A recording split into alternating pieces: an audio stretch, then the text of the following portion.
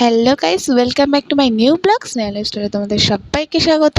তো সকাল সকাল গরম এক থালা লুচি নিয়ে বসে পড়েছি, আর তার মধ্যে দেখো আমার চোখগুলো আবার কেমন আলুর মতন ফুলে ফুলে রয়েছে, মুখগুলো কেমন ফুলে ফুলে রয়েছে। সত্যি কথা বলতে গেলে আমি যে পরিমাণ রোগা হচ্ছে দিন দিন, পুরো পাটকাঠির মতন শরীর হয়ে যাচ্ছে আস্তে আস্তে। জন্য আমাকে গরম গরম ফুলকো ফুলকো লুচি খাইয়ে আর আলু খাইয়ে আমাকে মোটা করা হচ্ছে। আর এই যে এখানে মা সুন্দর এই লুচিগুলো খাচ্ছিলাম বসে বসে। তো চলো খেতে থাকি আর তোমরা দেখতে থাকো।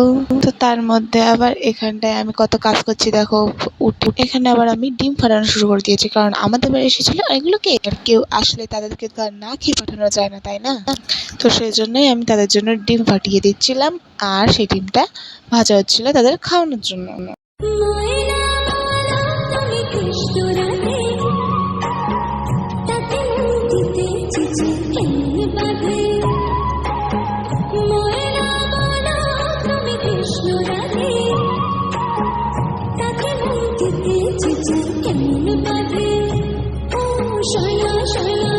তো তারপরে আমি দুপুরবেলা খেতে বসে পড়লাম। আর এটা ঠিক কী তরকারি ছিল আমার ঠিক সেটা খেয়াল নেই, কিন্তু এটা খেতে বেশ টেস্টি হয়েছিল। এটা খুব সম্ভবত কি জানি না, আমার ঠিক খেয়াল নেই। আর এইটাও কী মাছ সেটাও আমার ঠিক মনে নেই, এটা তোমরা জানলে অবশ্যই কমেন্ট করে জানি। খাওয়া দাওয়া করে বিকেলবেলা একটা জিনিস দেখলাম, তোমরা দেখবে, দেখো।